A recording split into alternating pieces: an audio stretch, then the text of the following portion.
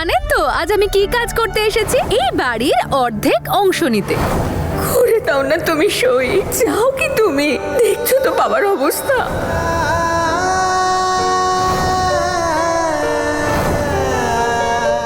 আপনি জানেন আমি সব থেকে বেশি আনন্দ কখন পাবো?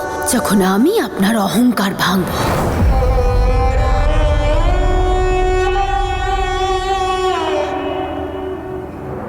যে ব্যথার চিকিৎসা হয় না সেটা সহ্য করতেই হয় গো। কতদিন সহ্য করতে হবে এই অসহ্য যন্ত্রণা?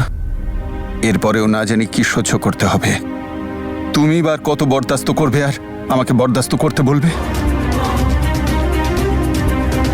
তোমার কি মনে হয় বলো তো, সবকিছু নিজের খুশিতে করছি আমি? আমি যে আমার সন্তানদের কষ্ট দেখতে পারি না, অমৃতের অবস্থা দেখতে পারছি না। আমি আমার সন্তানদের জেলে যেতে দেব না। আমি জানি তুমি আমার উপর অসন্তুষ্ট।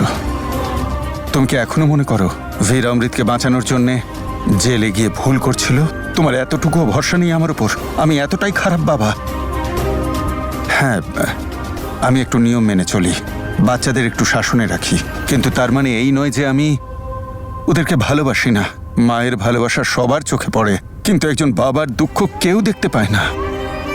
একজন বাবা তার সন্তানের ইচ্ছে পূরণের জন্য প্রাণ না দিতে পারুক, কিন্তু তার সন্তানের দুঃখ কষ্টে নিজের প্রাণও বাজি রাখতে পারে। আমিও তাই করতাম, আমি সব কিছু করতাম তুমি যদি হার স্বীকার না করতে। তুমি ছেলের জীবনে সর্বনাশ ডেকে আনছো, সারা জীবন নিজের জন্য আর পুরো পরিবারের জন্য অশেষ দুঃখ ডেকে আনছো। যেদিকে যাব সেদিকেই তো অসুবিধে। নিজের সন্তানদের ছাড়া ধ্বংস হওয়ার থেকে ওদের সাথে ধ্বংস হওয়া ভালো। আমি আমার সন্তানদের সুখের জন্য সারা জীবন কাঁদতেও রাজি আছি।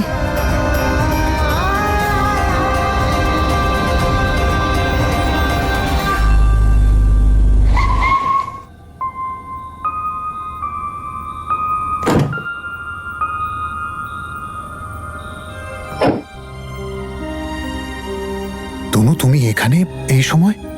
সবকিছু ঠিক আছে তো? মায়ের সাথে কথা হলো আমার।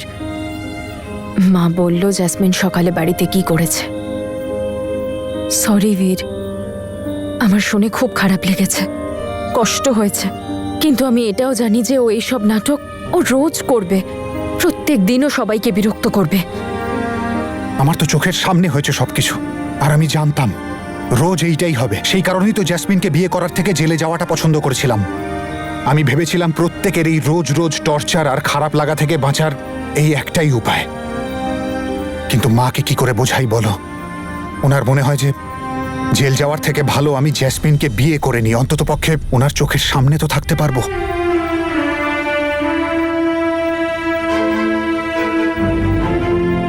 মায়েরা এমনই হয় বীর, সন্তানরা দূরে চলে গেলে না ওরা সহ্য করতে পারে না, আর এই রকম সময় সব কিছু করতে রাজি হয়ে যায়।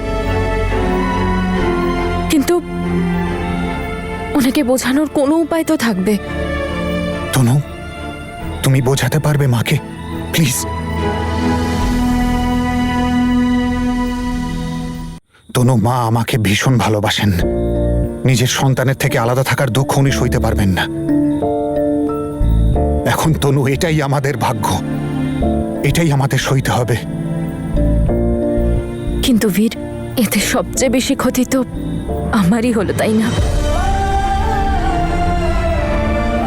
কখনো তুমি আমার হয়েও আমার হতে পারো না। প্রত্যেকবার ভাগ্য আমাদের মাঝে এসে দাঁড়ায়।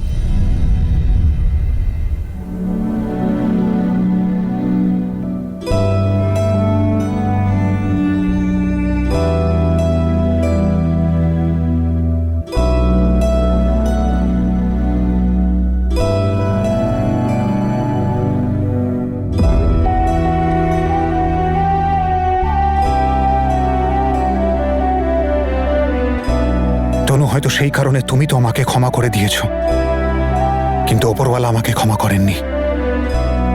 ওপরওয়ালা আমার জন্য এমন পথ নির্ধারণ করেছেন যাতে আমি কাল হাঁটব। আর এটাও তো হতে পারে উনি তোমার জন্য ভালো কিছু ভেবেছেন। কেউ একজন যে তোমার যোগ্য, আমার থেকেও বেশি যোগ্য। তনু, আজকের পর আমাদের হয়তো দেখা হবে না। তার কারণ কাল আমি জ্যাসমিনের হয়ে যাব, আর আমি জানি তুমি আমাকে ওর সাথে দেখতে পারবে না, আর এটা আমি সহ্য করতে পারবো না। সেই জন্য আজকেই আমাদের শেষ দেখা।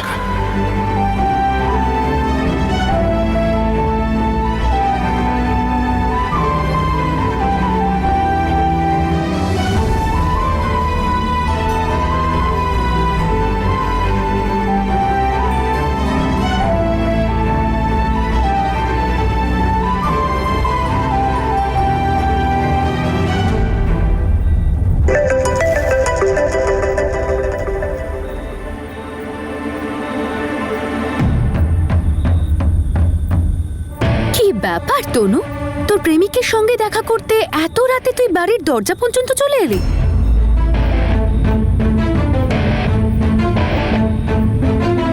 বারে, দারুণ ব্যাপার তো। ভালোবাসতে গিয়ে তুই তো লেলা মজনু সবাইকে মত দিয়ে দিচ্ছিস। যাক, ভালোই হয়েছে। কালকেও কিন্তু এই জেদটা বজায় রাখিস। কাল আমার আর বীরের বিয়ে, আর তোকে আসতেই হবে।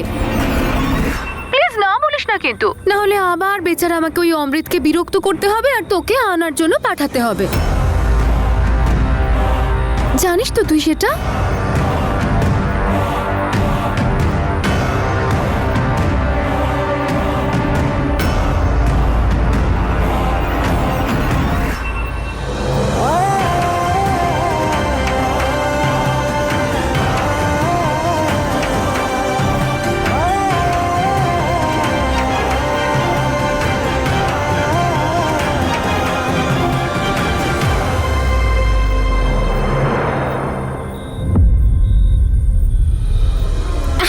শান্তি পাচ্ছি না তনু, বিশ্বাস কর। এবার কাল বিয়েতে তোকে আসতেই হবে, নাটক দেখতেও আসতে হবে, আর সিং পরিবারের ভাগ্য কি করে বদলাচ্ছে সেটা দেখতেও আসতে হবে।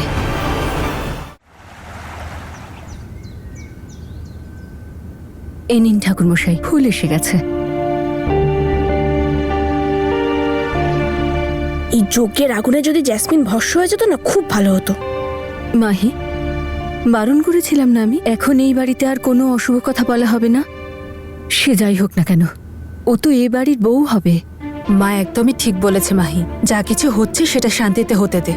চেষ্টা তো করেছিলাম সবকিছু বদলানোর, কিন্তু কিচ্ছু করতে পারেনি। তাই এই সিচুয়েশনটাকে অ্যাকসেপ্ট করে নেওয়া ছাড়া আমাদের কাছে কোনো অপশন নেই। সো প্লিজ, তুমি অ্যাকসেপ্ট করে নিয়েছো, কিন্তু আমি শেষ মুহূর্ত পর্যন্ত আশা ছাড়বো না। আমার এখনো মনে হচ্ছে উপরওয়ালা কোনো একটা চমৎকার ঘটাবে, আর তারপর যদি দাদা আর তনু বৌদি এক হয়ে যায়। আমি তো ওপরওয়ালার কাছে এটাই চাই যে তনু যেন এখানে না আসে। কি করে দেখতে পারবে ও নিজের প্রেমিককে অন্যের হয়ে যেতে? আমাদের সবার থেকে অনেক বেশি কষ্ট ওর। কেন আসবে না বৌদি এখানে? জ্যাসমিনকে এত ভয় পাওয়ার কি আছে? মাহি, তনু নিশ্চয়ই আসবে। জ্যাসমিন ওকে হুমকি দিয়েছে বলে নয়, কারণ তনুর মতো মেয়েরা নিজের পরিবারকে বিপদের সময় কখনো একা ফেলে যায় না। তো ওপরওয়ালার কাছে এটাই চাই যে তনু যেন এখানে না আসে। কি করে দেখতে পারবে ও নিজের প্রেমিককে অন্যের হয়ে যেতে? আমাদের সবার থেকে অনেক বেশি কষ্ট ওর। কেন আসবে না বৌদি এখানে? জ্যাসমিনকে এত ভয় পাওয়ার কি আছে? মাহি, তনু নিশ্চয়ই আসবে। জ্যাসমিন ওকে হুমকি দিয়েছে বলে নয়, কারণ তনুর মতো মেয়েরা নিজের পরিবারকে বিপদের সময় কখনো একা ফেলে যায় না। মা, একবার দেখে নাও সব ঠিক আছে তো না, আর কিছু রাখতে হবে? ঠাম্মি, বাবা, তনু দিদিকে কোথাও খুঁজে পাচ্ছি না। দিদি নিজের রুমেও নেই। হ্যাঁ, কোথায় চলে গেল মেয়েটা?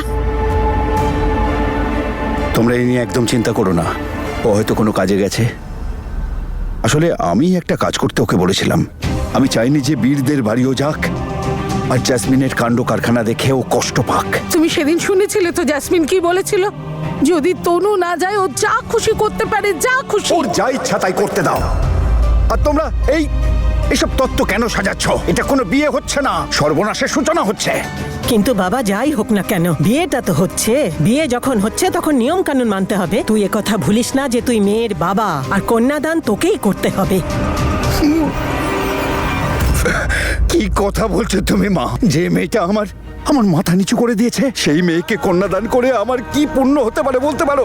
যার বিয়ের ইচ্ছাটা শুধু সংসার করার জন্য মোটেই নয়, সংসার ধ্বংস করার জন্যে। দাদা গো, আমাকে মুখটা লুকোনোর জায়গা দেখাও, না হলে একটা গর্ত খুঁড়ে আমাকে চিরকালের মতো সেখানে পুঁতে দাও। কি বলছিস কি তুই? এসব উল্টোপাল্টা কথা বলে কি হবে? তুই যদি ভেঙে পড়িস সেই পরিবারটা সামলাবে কে? বাবা, মানুষকে জীবনে অনেক পরিস্থিতিই মেনে নিতে হয়, সমস্ত কিছু আমাদের হাতে থাকে না। আমার সোনা বাবা, চল পাগড়িটা বাঁধ আর চল। কোনো প্রয়োজন নেই আমার সাজ পোশাকের, অন্তত এইটুকু তো আমি করতে পারি, তাই না? আর এই শোন, তনু এলে ওর খেয়াল রাখিস আর এখানেই আটকে রাখিস, ওখানে একদম যেতে দিবি না। চলো সবাই। হে ওপরওয়ালা, এবার আপনিই কোনো রাস্তা দেখান। জলেও কি কিছু ঘটতে পারে না? এখন আর কি চমৎকার হবে গো? এখন যেটা হতে চলেছে সেটাই ভাগ্যের লিখন বলে মেনে নিতে হবে। আর যদি তুমি এভাবে ভেঙে পড়ো তাহলে আমাদের বীরের কি হবে? যদি তুমি এরকম কথা বলো তাহলে ওর সাহস তো একদম শেষ হয়ে যাবে। আমি গিয়ে দেখছি ও তৈরি হলো কিনা। শোনো, থ্যাংক ইউ। কাল সবার সামনে তুমি আমার সম্মান রক্ষা করেছো, না হলে ওই অসভ্য মেয়েটা তো। তোমার সম্মান যে আমাদের সবার।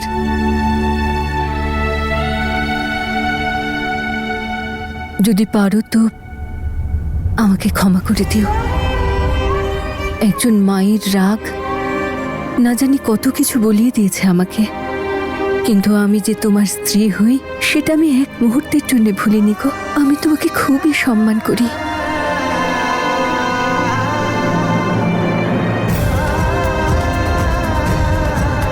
আমার চোখেও তোমার সম্মান একটুও কমেনি। আচ্ছা ঠিক আছে, তাহলে আমরাও বিয়েতে যাব। ও যাই তামাশা করুক সেটা আমরা দেখব আর সহ্য করব আমাদের সন্তানদের জন্যে।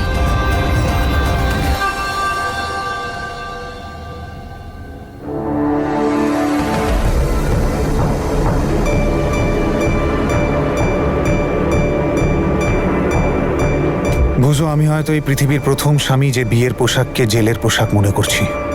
এখনো ভেবে না ভাই, এখনো সময় আছে, নিজের ক্ষতি করিস না তুই।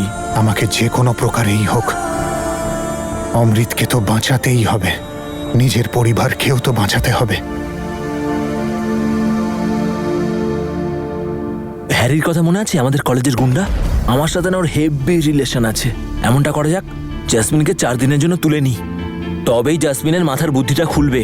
তারপর আমরা যেটা করব, অমৃতের বিরুদ্ধে যত প্রমাণ আছে সবকিছু নিয়ে ওকে ছেড়ে দেব। বুঝো, আমি জানি এই সব কিছু তুইও সহ্য করতে পারছিস না, আর তুই যে কোনোভাবে আমাকে সাহায্য করতে চাস, কিন্তু ভাই আমি অন্যায়ের পথে হাঁটতে পারি না। একটা ক্রাইমকে লুকোতে গিয়ে আরেকটা ক্রাইম করতে পারি না। এখন যা হচ্ছে সেটাকে হতে দে। অন্তত আমি এইটা ভেবেই খুশি যে আমি যা করছি নিজের পরিবারের খুশির জন্য করছি। এমন কোনো মিরাকেল যদি ঘটে যায়, তুই তোর ভালোবাসাকে যদি ফিরে পাস ভাই,